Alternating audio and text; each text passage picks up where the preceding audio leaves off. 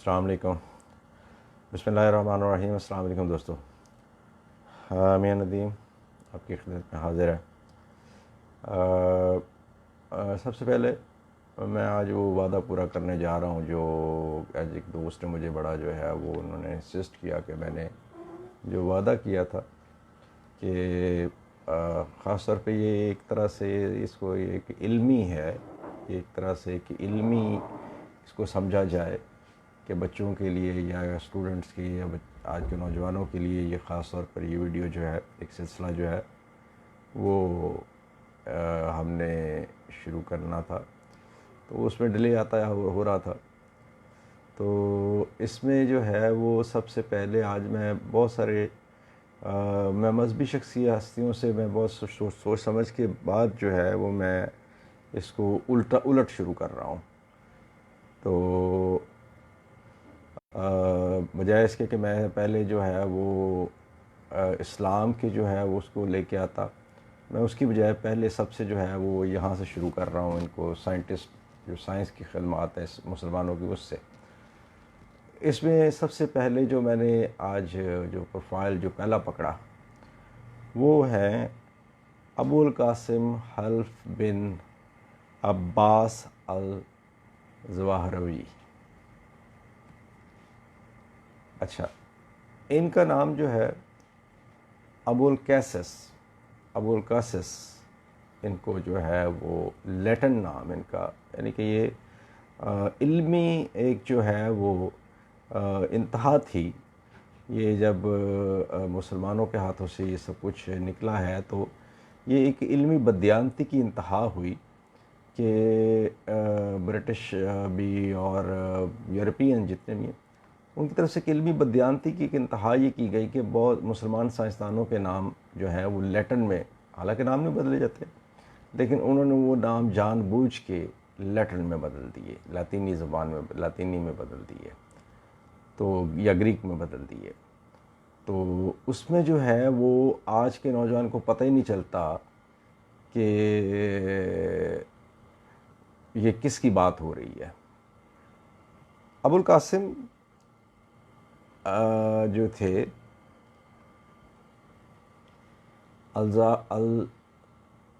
الزہاوری، sorry میں غلط pronunciation کر گیا فرسٹ.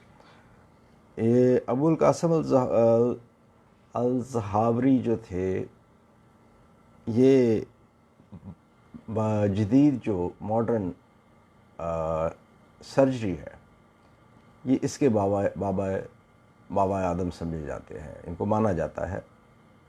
اور 18ویں صدی تک یہ ان کی جو ہے وہ علم طب میں اور خاص طور پر سرجری میں ان کی کتاب جو ہے وہ کتاب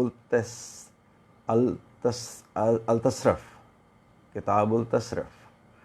وہ پڑھائی جاتی رہی. اسے انسائکلوپیڈیا کہا جاتا ہے میڈیکل سائنس کا.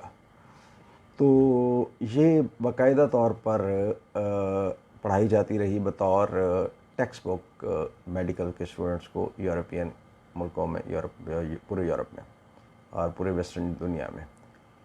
پھر اس کے بعد ایک اور پینترا آیا کہ انہوں نے اس کتاب کو غائب کر کے ایک اور کام شروع کیا کہ اس کے نوٹس مختلف ناموں سے نام بدل کے بہت سارے لوگوں نے اپنے ناموں سے، بہت سارے یورپینز نے یہ علمی خیانت کی کہ انہوں نے، اور اس کو مانا بھی گیا ہے، اس کو یہ وہ مانتے بھی، یہ نہیں ہے کہ یہ کوئی دعویٰ بیٹھا یہاں پہ نہیں کر رہا ہوں. اس کے ریفرنسز موجود ہیں اس کو کہ اس کے نام، اس کے جو کتاب کے جو ریفرنس، اس کے جو نوٹس تھے ان کو الگ الگ کر کے، یعنی کہ یہ تو پورا انسائکلوپیڈیا انہوں نے تقریباً میں خیال 5 یا 7 جلدوں میں تھا. تو انہوں نے اس کو جو ہے وہ یہ کیا کہ اس کو ایک کر دیا، اس میں کنورٹ کر دیا. تو یہ ایک اس کو یعنی کہ چیپٹرز میں یا مختلف اس میں اس کے جو چیپٹرز تھے ان کو کتابوں کی صورت میں بہت سارے لوگوں نے اپنے ناموں پہ چھاپا جو آج بھی چل رہی ہیں. اور ان کے بہت سارے نوٹس بھی جو ہیں وہ بہت سارے لوگوں نے اپنے نام پہ چھاپے. ابو القاسم جو ہیں یہ ان کی پیدائش جو ہے وہ 936 عیسوی میں جو ہے وہ کرتبہ کے قریب جو ہے وہ ہوئی تھی اسپین میں، اور المتفق یہ وفات ان کی یہ 1013 میں، یہ 76 یا 77 سال کی عمر میں، کیونکہ ان کا جو صحیح جو ایک ان کے جو کچھ وہ پیدائش کا جو ہے وہ سال جو ہے وہ کنفرم نہیں ملتا، تو اس لیے یہ 76 یا 77 سال کی عمر میں ان کا انتقال ہو گیا۔ اچھا، یہ انہیں علم جراحت میں جو ملکہ حاصل تھا، جو انہیں ایک جو انہوں نے انوویشنز اس میں کی، اس کی بنا پر مغرب نے بھی انہیں جو ہے وہ بابا آدم مانا اس کا علم ماڈرن سرجری کا، اور آج تک جو سرجیکل انسٹرومنٹس جو استعمال ہو رہے ہیں پوری دنیا کے اندر، وہ الزہراوی کے ڈیزائن کرتا ہے۔ یہ انہی کے جو ہیں وہ یہ ان کے موجد بہت سارے آلات کے بھی ہیں اور بہت ساری چیزوں انہوں نے کی ہیں۔ اچھا، یہ الزہرا ایک شہر تھا بیسیکلی، جو امیہ کے دور میں قرطبہ کے شمال مغرب میں، یہ بنو امیہ کے دور میں یہ تعمیر کیا گیا تھا۔ تو اس کی بنیاد پر، الزہرا کی بنیاد پر الزہروی یہ کہلائے، یہ اپنے ایک نام کے ساتھ لگاتے تھے۔ تو بہت ساری یعنی کہ ڈفرینٹ جو انسٹرومنٹس ہیں، آج بھی ان کا نام جو ہے وہ یورپین نے لیٹن میں ان کا نام جو ہے وہ ان پر آلات پر کندہ کیا، اور یہ اسپین کے میوزیم میں بھی ابھی تک پڑے ہوئے ہیں۔ ان کے بہت سارے جو ہے وہ آلات جراحی جو ہے جو ان کے بنائے ہوئے وہ اس کی موجود ہیں۔ اچھا،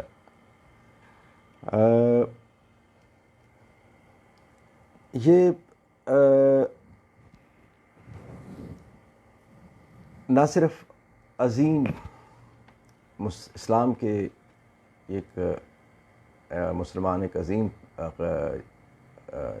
یعنی کہ علم جراحت میں یہ سائنٹسٹ ہی صرف نہیں تھے، بلکہ یہ کئی سو کتابیں انہوں نے لکھیں۔ یہ بہت ساری کتابوں کے مصنف بھی تھے، اور اس کے علاوہ یہ جو میڈیسن سائنس ہے، تو میڈیسن میں بھی انہوں نے بہت کام کیا۔ تو ان کے سال پیدائش میں جو ہے وہ چونکہ تھوڑا سا یہ پایا جاتا ہے کہ یہ کچھ کا خیال ہے کہ یہ کیونکہ ہجری اور اس میں جب کنورٹ کیا جاتا ہے تو اس میں تقریباً کوئی تھوڑا سا فرق 1 سال کا آ جاتا ہے، تو غالب امکان یہی کہا جاتا ہے کہ 404 ہجری میں ہوئی۔ اچھا، ان کی جو سب سے بڑی تصنیف ہے وہ ہے التصریف لمن عجز ان الطیف۔ یہ ان کی ایک جو سب سے، جسے میں نے بھی اس کا مختصر جس کا نام میں نے کتاب التصرف بتایا، یہ اس کا مختصر اسی کتاب کا نام ہے۔ تو یہ کئی زبانوں میں، یہ دنیا کی تقریباً تمام مغربی زبانوں میں بھی، اور خاص طور پر جو اہل مغرب ہے، تو انہوں نے تمام زبانوں میں اپنی اس کتاب کو ترجمہ کروایا، اور اس کو جو ہے وہ بطور ٹیکسٹ بک جو ہے وہ میڈیکل کالجز میں اور یونیورسٹیز میں، اور اس میں سائنس کے جو میڈیکل کے سائنس کے اسٹوڈنٹس ہیں ان کے لیے باقاعدہ طور پر 18ویں صدی تک یہ رائج رہی، ان کی لکھی ہوئی کتاب۔ یہ کتاب یہ نصابی کتاب کے طور پر. تو اسی طرح یہ ان کے بارے میں یہ بھی ایک کہا جاتا ہے، یہ نہ صرف یہ سیکشن سی جسے کہا جاتا ہے خواتین کا، یعنی کہ آپریشن کے ذریعے بچے کی پیدائش، یہ سیکشن سی کے بھی موجود ہیں. اچھا، اسی طرح یہ ای این ٹی یعنی کہ ناک کان گلا، یہ ان کے امراض کے بھی ماہر تھے. یہ اس کے بعد یہ فن جو تولید کے مسائل ہیں اس میں بھی یہ مہارت رکھتے تھے، یہ بہت بڑے ماہر مانے جاتے تھے. اور ان کی جو زیادہ جو ایک بڑی جو کنٹریبیوشن ہے وہ ہے ہڈیوں اور جوڑوں کے اوپر، کہ ہڈیوں اور جوڑوں کے اوپر انہوں نے بہت سارا کام کیا. اور بون اینڈ جوائنٹس کے اوپر جو ہے وہ آج ابھی بھی ان کی جو تھیوریز ہیں ان کو آج بھی جو ہے وہ اس کے اوپر ہی آج بھی جو جتنی بھی ریسرچ آگے بڑھی وہ ان کی تھیوریز کے اوپر ہی آگے بڑھی اس علم میں، ہڈیوں اور یہ جو جوڑوں کے علم جو متعلق ہے. اچھا، اس کے بارے میں ایک مبینہ تو ایک یہ بھی کہا جاتا ہے کہ برین سرجری، کہ دنیا کی پہلی برین سرجری جو ہے وہ الظاہری نے کی. الظاہروی نے دنیا کی پہلی جو برین سرجری تھی وہ انہوں نے کی تھی. اور جو آج یہ کہتے ہیں کہ مسلمانوں میں، ہمارے ہاں اصل میں ہندوستان کے جو انڈو پاک کے مسلمان ہیں ان کے ہاں ایک پرابلم یہ آیا کہ ہندوؤں کے ساتھ رہ کے ہمارے ہاں بہت سارے مسائل جو ہے وہ ہم اس میں پیچھے رہ گئے. بہت سارے مسائل کو یہ سمجھا کہ یہ نہیں، یہ گوروں کی ہے، یورپینس کی یہ دین ہے، تو ہم نے اس کو جو چھوڑ دیا.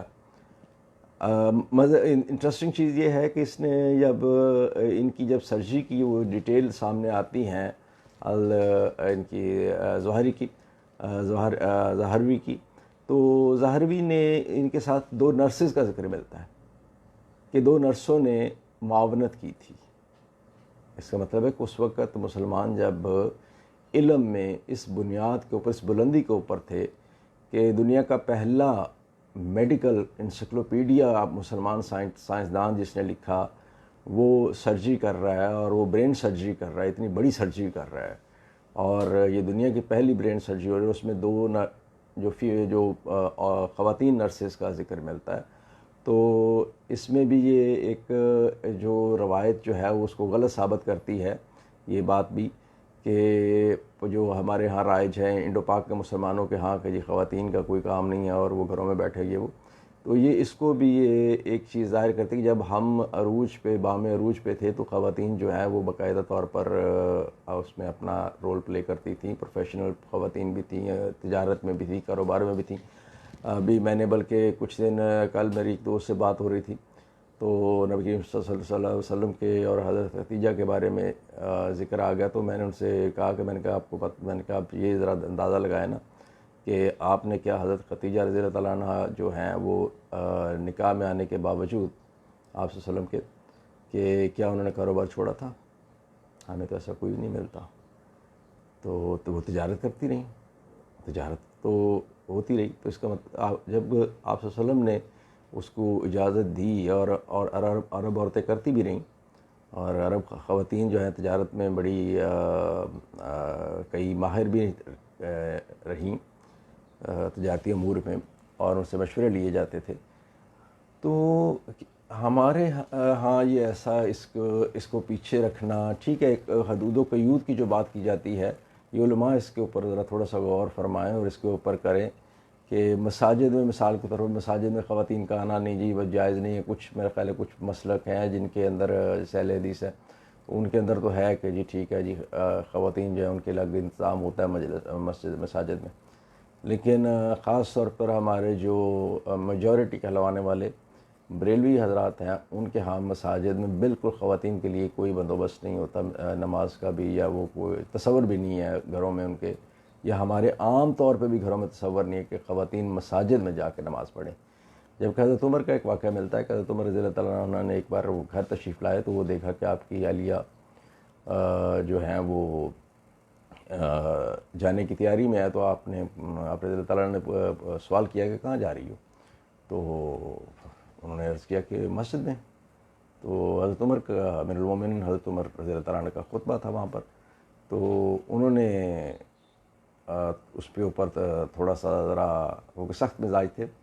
تو آپ رضی اللہ تعالیٰ عنہ نے تھوڑا سا اس کے اوپر انہیں کہا کہ آپ اگر رک جائیں تو انہوں نے آگے سے سیدھا جواب جو ہے حضرت عمر جیسے جو سخت طبیعت رکھنے والے جو انسان تھے ان کو بڑا سیدھا جواب دیا. انہوں نے کہا کہ آپ کیا نبی کریم صلی اللہ علیہ وسلم نے کے دور میں خواتین کا مساجد میں جانا جو ہے وہ کیا ممانعت تھی؟ تو اس کے جواب میں پھر حضرت عمر رضی اللہ تعالیٰ عنہ نے جو جواب دیا وہ انتہائی شاندار ہے، انتہائی اعلیٰ ہے. اور وہ تھا کہ جی آپ نے فرمایا کہ پھر مقتدیوں کے لیے بہتر ہے کہ وہ امام سے پہلے مسجد میں پہنچ جائیں. یعنی کہ ایک طرح سے یعنی کہ انہوں نے اجازت دی اور ساتھ انہیں یہ بھی بتا دیا کہ تم ٹھیک کہہ رہی ہو کہ، اور ساتھ یہ بھی بتا دیا کہ مقتدیوں کا جو ہے وہ پہلے امام سے پہلے مسجد میں پہنچ جانا بہتر ہے، ہوتا ہے، افضل ہے. تو بات یہ ہے کہ ہمارے ہاں اس کو ہم ٹھیک ہے اقتدار اور ایک روایات اور ایک جو حدود و قیود ہیں بالکل ان کا بالکل خیال ہونا چاہیے. ان کے سو بالکل میں اس کے خلاف ہوں کہ اس کا جو ہے وہ خیال اس میں رہتے ہوئے ہم اس کو کر سکتے ہیں. آگے ہماری جو ہم آنے والی نسلوں کو جو ہے یہ بتائیں. اور آج یہ میں نے ایک پہلا تعارف پیش کیا، اس کی بہت تفصیل تو بہت لمبی ہے، اس کی تفصیل تو بہت لمبی ہے. جابر بن حیان کا جیسے نام انہوں نے چینج کیا، اسی طرح انہوں نے سینا کا نام چینج کیا بولیا اپنا، اسی طرح انہوں نے اور بہت سارے ابن الحشم اور بہت سارے سائنسدانوں کے ہمارے جو ان کے لیٹن نام جو چینج کر رہے بالکل عجیب سے ان کو نام کر دیے کہ وہ آج کے لڑکے آپ کے ہمارے بچے پڑھتے ہیں کتابوں میں، لیکن انہیں سمجھ نہیں آتی کہ یہ مسلمان ہیں. انہوں نے لیٹن میں نام چینج کر دیا، ان کے لیٹن میں ان کو کر دیا. تو اس میں میری گزارش یہ ہے کہ یہ تو اس کے اوپر اگر میں بولنا شروع کروں گا تو بہت لمبی تفصیل جائے گی. یہ مختصر تعارف ہوا کریں گے اور اس میں جو ہے وہ ہم کوشش کریں گے کہ تھوڑا تھوڑا چھوٹا چھوٹا، تاکہ یہ بچوں کے لیے بھی آسانی رہے کہ وہ آسان عام فہم زبان میں اس کو میں رکھوں. اور خاص طور پہ بچوں کو اس کو ضرور اس کو جو ہے وہ کریں. آج ہم نے پہلا تعارف پیش کر دیا اور انشاءاللہ یہ سلسلہ اب شروع ہو گیا ہے، تو اس سلسلے کو اب ہم جاری رکھیں گے کہ ہم کم از کم ایک نہیں، روز نہیں تو ایک آدھ دن چھوڑ کے جو ہے وہ ایک تعارف لازمی جو ہے وہ اس کو پیش کریں. اس کے ساتھ ہی میں آپ سے اجازت چاہوں گا. ربنا آتنا فی الدنیا حسنہ وفی الآخرۃ حسنہ وقنا عذاب النار. اپنا اور اپنے تمام رشتہ داروں، قریبی عزیزوں، اقارب اور احباب اور اہل خانہ سب کا خیال رکھیے گا. خدا حافظ.